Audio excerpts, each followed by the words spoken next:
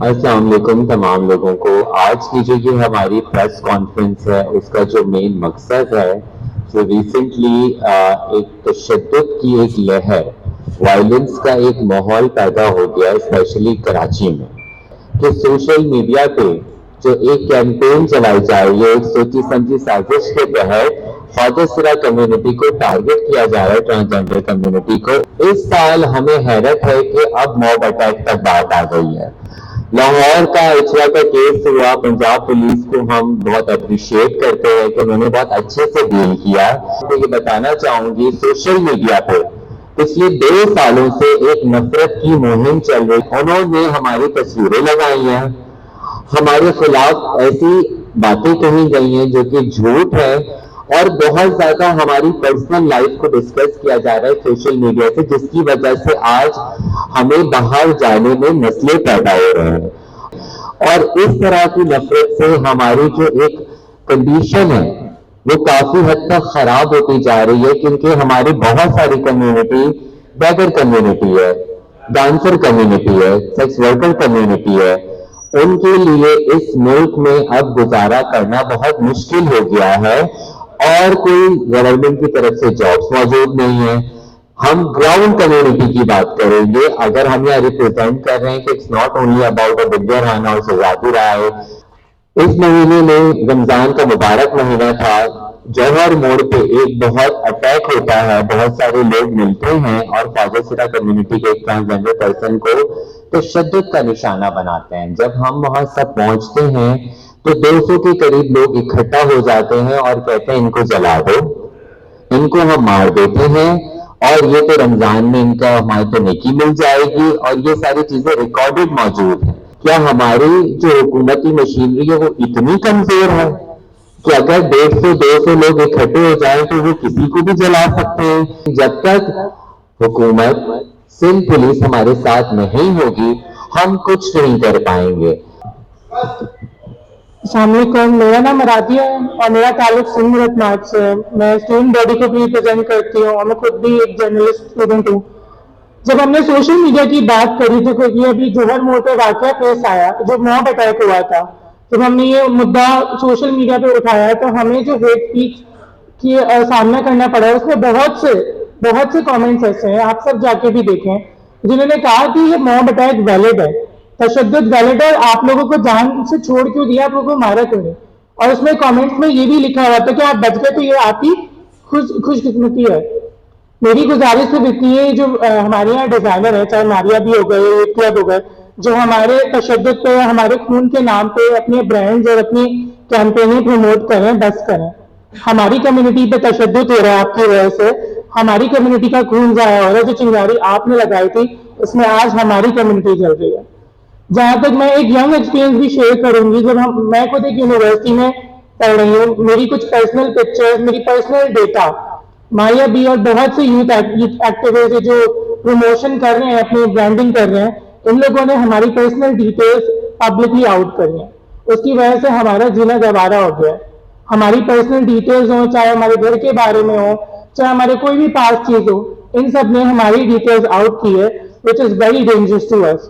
چاہے ہم ڈیجیٹلی بھی بات کریں, چاہے ہم سائبرلی بھی بات کریں, اور کوئی بھی اس بارے میں بات نہیں کر رہا ہے. بھائی دیکھ لیں, اب آپ لوگوں میں سے ہماری بندی بھی آنے والی ہے, اور میں آج جو ہے زیرش کو دعوت دوں گی کہ زیرش جو ہے اپنے جو ایکسپیرینسز ہیں ان کو شیئر کریں. السلام علیکم. اس وقت جو بات ہو رہی ہے تشدد کی, جو دن بدن بڑھتا ہوا جا رہا ہے, چاہے وہ ٹرانسجینڈر جو ہے وہ رہائشی ہو, جوہر کا واقعہ ہو, نازم آباد کا واقعہ ہو, مگر یہ میڈیا پہ ہائی لائٹ نہیں کیے گئے. شاید میڈیا پہ اس وقت روکا گیا, یہ ہم یہ سمجھتے ہیں کہ خواجہ سرا کو جو بھی مسئلہ ایشو اٹھایا جائے, چاہے وہ خواجہ سرا کی طرف سے ہو یا جو ہے وہ کسی میڈیا یا کسی بھی جرنلسٹ یا کسی یوٹیوبر کی طرف سے ہو, آپ اس مسئلے کو نہ ہٹائیں. یہ میڈیا کا, ہم سمجھتے ہیں کہ یہ میڈیا کا جو ہے وہ مہم بن گئی ہے کہ ان کو ہائی لائٹ نہیں کرنا. بس سرا کی کلچر ویلیو جو ہے جس میں ہے ان کا ذرا معاش بھیک مانگنا, اس بھیک مانگنے کو آپ نے کبھی نہیں روکنا. مگر جیسے ہی رمضان شروع ہوتا ہے, جہاں مارکیٹوں میں, چاہے وہ جامع کلاتھ ہو, طارق روڈ ہو, 3 تلوار ہو, وہاں خواجہ سرا کو دیکھتے ہی جو ہے وہ پولیس کی طرف سے خواجہ سراؤں پہ تشدد کرنا شروع کر دیتا ہے. تو ہمیں آپ نے دیا کیا ہے؟ آئی ڈی کارڈ کا حق تک تو چھین لیا, جابز ہمارے پاس نہیں, نوکریاں ہمارے پاس نہیں, جہاں پڑھنے جاتے ہیں وہاں بھی آپ جو ہے وہ امتیازی سلوک کرتے ہیں. تو رہا بچا ایک بھیک مانگنا, اس سے بھی خواجہ سراؤں کو محروم کر دیا گیا. یا تو آپ ہمیں نوکریاں دے دیں, یا آپ ہمارے لیے جو ہے وہ بیت المال سے جو ہے وہ زکوٰۃ فنڈ کا جو ہے وہ انعقاد کر دیں, یا کوئی بے نظیر انکم سپورٹ ہمارے لیے شروع کر دیں. کوئی بھی پروگرام ہمارے لیے شروع تو نہیں کرتے, مگر اس کے باوجود اگر ہم اپنی روزی روٹی کے لیے اگر ہم باہر نکلتے ہیں, بیگنگ کرتے ہیں, ناچ گانا کرتے ہیں, یہ جو بھی کرتے ہیں وہ بھی آپ کی طرف سے ہی ہمیں عنایت کیا گیا ہے, ہم نے خود سے نہیں اپنایا. اس میں بھی ہمارے ساتھ جو ہے وہ ایک جو ہے وہ رویہ آپ لوگوں کا صحیح نہیں ہے اس معاشرے کا.